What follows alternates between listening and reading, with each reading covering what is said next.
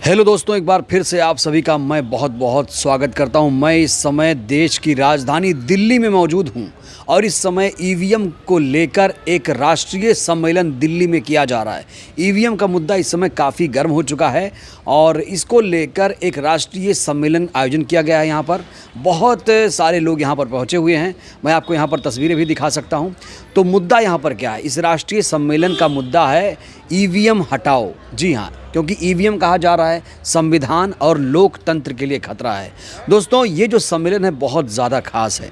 कहा जा रहा है अगर 2024 में चुनाव हो तो बैलेट पेपर से हो। यहाँ पर बैलेट पेपर की मांग एक बार फिर से की जा रही है। इससे पहले आपको याद दिला दूं, ईवीएम को लेकर तमाम विपक्षी पार्टियों ने भी लामबंद होकर एक ज्ञापन इलेक्शन कमीशन को दिया था और उसमें ये कहा गया था कि वीवीपैट के पर्चियों की 100% काउंटिंग हो जानी चाहिए। क्योंकि दोस्तों, अभी तक वीवीपैट के पर्चियों की 100% काउंटिंग नहीं हो पा रही है।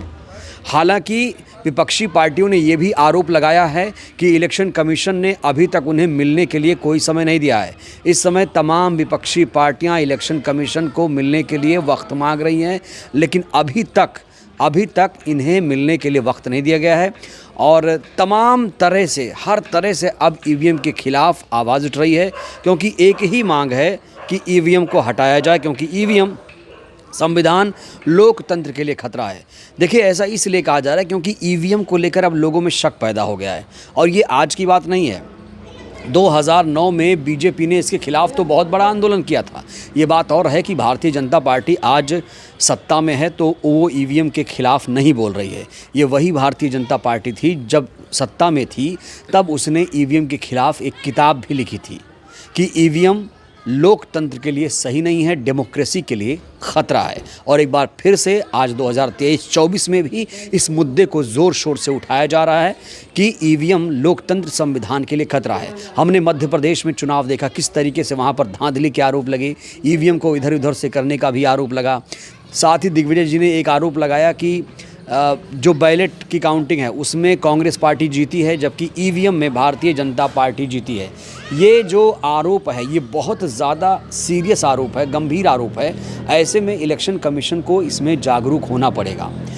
इस सम्मेलन में आए कुछ लोगों ने ईवीएम को लेकर क्या कहा, मैं आपको सुनाना चाहता हूँ। ज़रा सुनिए क्या कहा उन लोगों ने। तो कहीं ना कहीं ईवीएम में गड़बड़ है, तो इस मंच के माध्यम से जो भी हम सबसे बन पड़ेगा, हम सब साथ में हैं। और ईवीएम बैन का जो मुद्दा इन्होंने उठाया है ये बहुत जल्दी सड़कों तक आना चाहिए आप लोगों के माध्यम से, क्योंकि ईवीएम बैन होगी तभी हम लोग अपने हितों की लड़ाई लड़ पाएंगे, अदरवाइज तो सबके सब धराशायी हो जाएंगे। सड़क से लेकर संसद तक ईवीएम के खिलाफ अब आवाज़ उठनी शुरू हो गई है। अब जनता जो है सड़कों पर उतर रही है ईवीएम को लेकर। अब अलग अलग मंच बनाए जा रहे हैं, लगातार इसको लेकर सम्मेलन हो रहे हैं, आंदोलन किए जा रहे हैं। जनता अपने स्तर पर ईवीएम के खिलाफ आवाज़ बुलंद कर रही है, लेकिन सत्ताधारी पार्टी ईवीएम को साफ सुथरा बता रही है। सत्ताधारी पार्टी को लगता है कि ईवीएम से तेज़ गति से चुनाव होता है, जल्दी से नतीजे आ जाते हैं और यही तर्क चुनाव आयोग ने भी दिया। चुनाव आयोग ने कहा ईवीएम से चुनाव इसलिए क्योंकि जल्दी से नतीजे आते हैं और जल्दी से काउंटिंग हो जाती है। लेकिन हमने देखा 4-5 राज्यों में जो विधानसभा का चुनाव हुआ उसमें जल्दी से नतीजे नहीं आए। 7 नवंबर को पहला वोट पड़ा, उसके बाद 3 दिसंबर को काउंटिंग हुई थी और नतीजे 3 दिसंबर को आए तो देर रात को आए। तो लोग कह रहे हैं कि बैलेट का युग ही सही है। बैलेट में भी तो ऐसे होता था, इतने ही वक्त लगते थे। तो फिर जब ईवीएम में चिप लगी है कहा जा रहा है तो ईवीएम को कंट्रोल कर सकते हैं, क्योंकि अब हम इलेक्ट्रॉनिक युग में जी रहे हैं, सूचना क्रांति के युग में जी रहे हैं। और ऐसे में कुछ लोग ये भी तर्क दे रहे हैं जब चंद्रयान को हम कंट्रोल कर सकते हैं तो 100 मीटर की दूरी पर बैठकर क्या ईवीएम को कंट्रोल नहीं किया जा सकता। तमाम तरह से ईवीएम संदिग्ध लग रही है, ऐसा माना जा रहा है। हालांकि चुनाव आयोग ने लोगों को ये भी न्योता दिया कि आइए ईवीएम को हैक करके दिखाइए, लेकिन बिना छुए आपको दिखाना पड़ेगा। दोस्तों, आपको बताऊं, जो ईवीएम का मामला है, अब जनता जो है वो सड़क पर उतर रही है। एक ही नारा दिया जा रहा है कि ईवीएम हटाओ, लोकतंत्र बचाओ, क्योंकि ईवीएम से संविधान लोकतंत्र को खतरा है। बैलेट की बहाली होगी, बड़ा सवाल यह है बैलेट की बहाली होगी क्या? चुनाव आयोग इस मुद्दे को लेकर जो राजनीतिक पार्टियां हैं उन्हें बुलाएगा, फिर से जो भी समस्याएं उठाई जा रही हैं उन समस्याओं का हल कोई निकाला जाएगा? क्योंकि विपक्षी पार्टियों की तरफ से एक ज्ञापन तैयार किया गया है, जो हमने आपको बताया भी, वीवीपैट के पर्चियों की 100% काउंटिंग हो, ये कहा जा रहा है।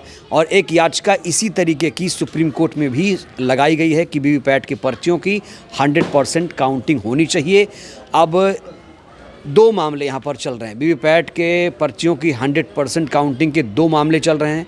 एक मामला तो ये कि राजनीतिक पार्टियां सक्रिय हैं, दूसरा मामला सुप्रीम कोर्ट में है, जहां पर याचिका लगाई गई है और एसोसिएशन फॉर डेमोक्रेटिक रिफॉर्म ने ये पिटीशन दाखिल की है। हालांकि अभी इस पर कोई सुनवाई शुरू नहीं हुई है और सुप्रीम कोर्ट में ये मामला जा चुका है और इस पर सुनवाई कब होगी ये भी बड़ा सवाल है।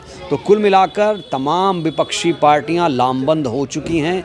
ईवीएम हटाओ, लोकतंत्र बचाओ, ईवीएम संविधान लोकतंत्र के लिए खतरा। और यहाँ जब हम पहुँचे तो तमाम देश के कोने कोने से लोग यहाँ पहुँचे हुए थे। मैं इस समय खुद दिल्ली में मौजूद हूँ, देश की राजधानी में मौजूद हूँ। अब देश की राजधानी से एक हुंकार यहाँ पर भरी गई। ये सम्मेलन जो किया गया है बहुत ज़्यादा इम्पोर्टेंट माना जा रहा है, क्योंकि ईवीएम को लेकर जागरूकता की भी ज़रूरत है। देखिए, ईवीएम में एक व्यवस्था सुप्रीम कोर्ट ने की थी 2013 में, वीवीपैट लगाया था। वीवीपैट में कहा जाता है, वीवीपैट में आप झांक सकते हैं, देख सकते हैं कि आपका वोट कहाँ गया, आपने जहाँ डाला वहाँ नहीं गया, वहाँ गया या नहीं गया। लेकिन जो पर्ची निकलती है अभी तक मतदाताओं के हाथ में वो पर्ची नहीं आती है, इसलिए भी लोग कह रहे हैं मामला संदिग्ध है। वो जो वीवीपैट की पर्ची है उसे मतदाताओं को सौंपिए, अलग मतपेटी में डालिए, उसकी 100% काउंटिंग कराइए। ये भी एक नया मुद्दा है। कहा जा रहा है अगर ये मांग इलेक्शन कमीशन मान ले, जो कि बहुत ही सरल मांग है मुझे लगता है, तो ईवीएम भी रहेगी और ईवीएम पर सवाल भी नहीं उठेंगे। बहुत ही यहाँ पर एक नया बीच का रास्ता निकाल लिया गया विपक्षी पार्टियों की तरफ से। चाहिए तो ये था कि इलेक्शन कमीशन इसका हल निकालता, लेकिन यहाँ पर इलेक्शन कमीशन को एक सुझाव, क्या एक हल ही दे दिया गया है कि भैया देखिए आपकी ईवीएम बची रहेगी, लेकिन आप एक काम करो, कृपा करो देश की जनता पर कि वीवीपैट के पर्चियों की 100% काउंटिंग तो कराओ। इलेक्शन कमीशन ने अभी इस पर कोई जवाब नहीं दिया है। विपक्षी पार्टियां फिर से लामबंद हो चुकी हैं।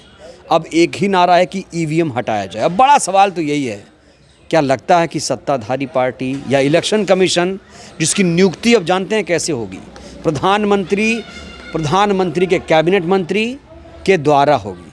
दो लोग इलेक्शन कमिश्नर की नियुक्ति करेंगे। सवाल उठ रहे हैं कि अब चुनाव आयोग भी कहीं ना कहीं कठपुतली बन जाएगा इस तरह से अगर उसकी नियुक्ति की जाएगी तो कुल मिलाकर लोकतंत्र संविधान को बचाने के लिए एक राष्ट्रीय सम्मेलन का यहाँ दिल्ली में आयोजन किया गया, जहाँ पर देश के कोने कोने से लोग पहुँचे। तस्वीरें भी आप देख सकते हैं किस तरीके से यहाँ लोग पहुँचे हुए थे और लोगों ने अपनी आवाज़ बुलंद की। तो कुल मिलाकर ईवीएम मामले को लेकर एक बार फिर से लोग आंदोलन कर रहे हैं। ईवीएम को लेकर आप लोगों की क्या राय है? क्या ईवीएम से चुनाव सेफ है? बैलेट पेपर आना चाहिए या नहीं आना चाहिए? अपनी प्रतिक्रिया आप लोग ज़रूर दीजिए। वीडियो देखने के लिए बहुत बहुत धन्यवाद। शुक्रिया।